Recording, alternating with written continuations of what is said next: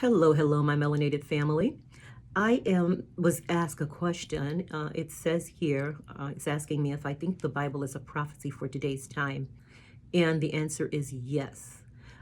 The Bible tells us that God went into Egypt via Moses and Aaron to bring his people out.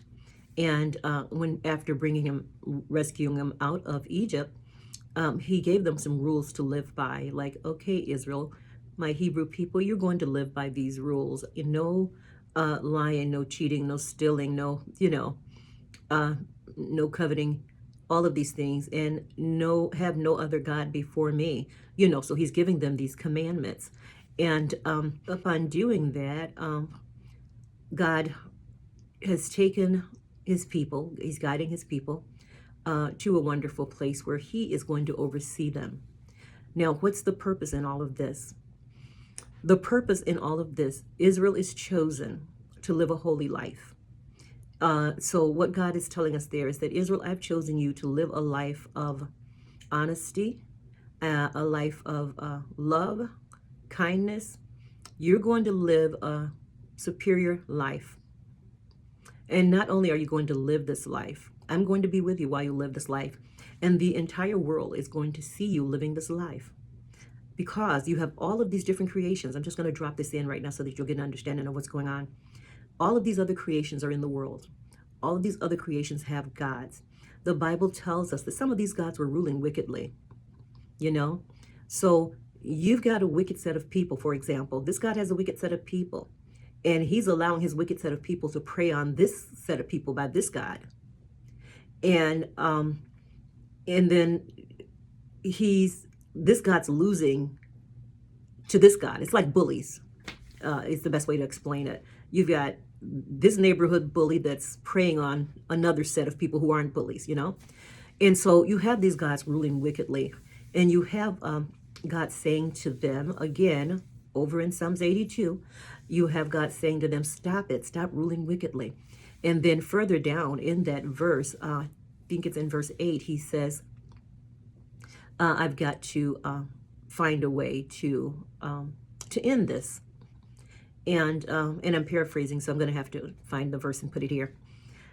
So he says that, and he's choosing Israel to do this. He's choosing Israel for this purpose. So here's Israel. Israel has been chosen. Come on, Hebrew people, I'm going to use you. So here they are. And not only are they here, they're with their God, and God has given them a good life. Okay? In spite of all those other things that's happening, I'm going straight to this part because this is the blessing. We're going to find out there's a curse and a blessing. So God gives them this life where they're supposed to obey. They're supposed to live in comfort. They're supposed to serve only him. And all of this makes sense. I'm your God. I'm going to take care of you. I'm going to provide for you. You serve only me. One reason that he needed them to serve only him, a lot of people say, well, that's an arrogant God. I say, no, because God is trying to conquer, like a chess game. God is trying to conquer those creations from the gods that are evil. I've got to find a way to get those creations to me so that those evil gods do not have a creation to wreak havoc all over the world, all over the place. So in other words, if I can draw these creations unto me, then those gods are left without creations. And then they cannot rule anyone. They have no control on the earth without a creation. So God says, Israel, your job is to live this life. And when you live this life, all of these other creations are going to be attracted. They're going to see what you're doing. They're going to see how you're doing it. They're going to see me taking care of you. And you're going to draw all of those creations onto me. Okay? That was Israel's purpose. I'm going to put you in this wonderful land. I'm going to give you these rules to live by, and I'm going to oversee you. And upon this happening, you're going to draw these different creations over to me. And I'm going to rule them justly. And the evil gods will be left with nothing. That's what's going on in this book. So Israel did really good at this until they did not. And then they were really good at it again until they were not. So God has told Israel, these are the rules. There were people living among Israel. You see in the Bible when there are different passages that say the people among you, don't eat that. You can give it to the people among you, Israel, but you're not to eat it, or be kind to the people around you, or don't mate with the people around you. I mean, there are many passages in there where God's telling the Hebrew people about the people around them. So it's not like they didn't draw some people. They did draw some people into the presence of the Lord, but they were not consistent. So they did real good, and then they didn't, and then they did, and then they didn't. And so then God had to keep correcting him, and he was like, Israel, I told you not to tilt the scale. What are you doing? You're cheating, your brothers and sisters. You're cheating these people among you. You're cheating.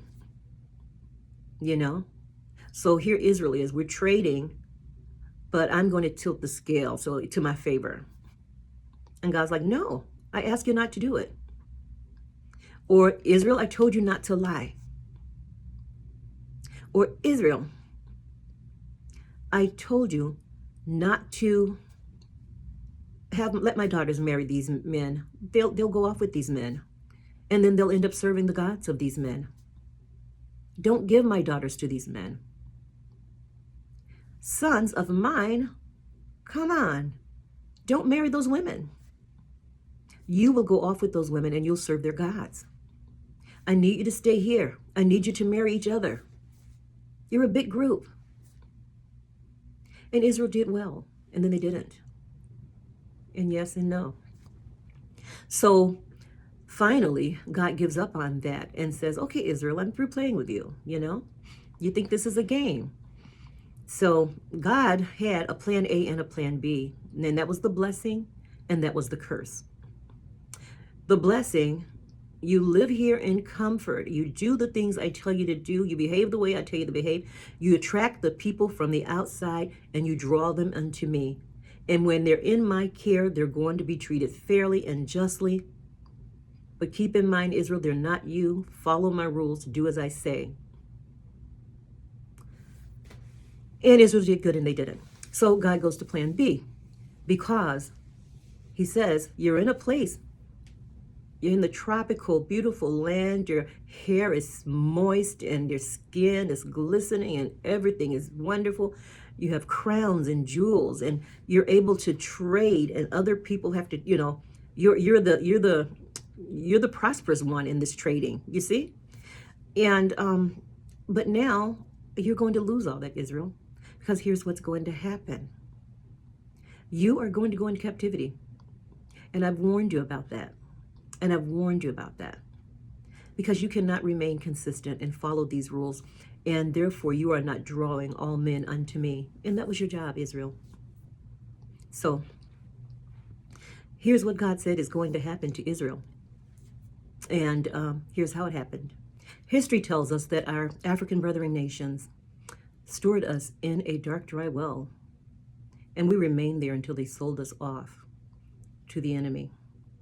That is the prophecy of Joseph. History tells us that we were placed in the belly of a ship, that we were sailed across the water and put out on the other side in a land that's not our own. That is the prophecy of Jonah. History tells us that in that land, they raped our babies, our children, our wives, our husbands. That is the prophecy of Sodom and Gomorrah. History tells us that in that land, menfolk father their own grandchildren. That is the prophecy of Lot. History tells us that in that land, we are renamed, stripped of our identity, falsely accused, falsely incarcerated, denied all the good we've ever done. And that is the prophecy of the Messiah. History tells us that in that land, we were lynched from trees.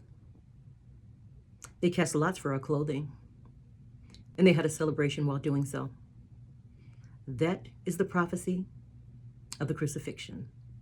History tells us that the wicked assumes the role of superiority while making you out to be monkey. It's a trading of places. DNA has proved who's who. Yet that is the prophecy of Jacob and Esau. Jacob, God loves. Esau, God hates. The Bible tells us there's an upcoming war. God's people against the wicked. God's people will be outmanned and outgunned, but God's people will have a rock, and God is that rock. He will shake the earth and the mountains will fall. God's people will be the victor, and that is the prophecy of David and Goliath. The Bible goes on to prophesy that God will bring total destruction on this land, that the wicked will be completely destroyed. God will save his people and all others that he judge worthy. That is the prophecy of Noah and the ark. Our God says, I will come back for you. I will rescue you. I will return. And the whole world will know who you are. That is the prophecy of the entire book of Revelation. The Bible prophesied that God will create a new heaven and a new earth. And that is taking place right now as God divide the continent of Africa. The Bible tells us that our God presented us to Satan as a tool to draw all men unto him. And when this is over, he will restore everything we've lost twofold. That is the prophecy of the man they call Job. The way this will end is that God will rescue us and the entire world will see it. Because see, plan A didn't work. We had to go to plan B. The blessing and the curse. The blessing was the wonderful land where we did all the things right.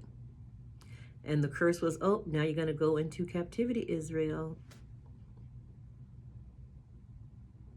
But your God will come back for you, and your God will rescue you. And the entire world will see it. And the entire world knows what we've been through.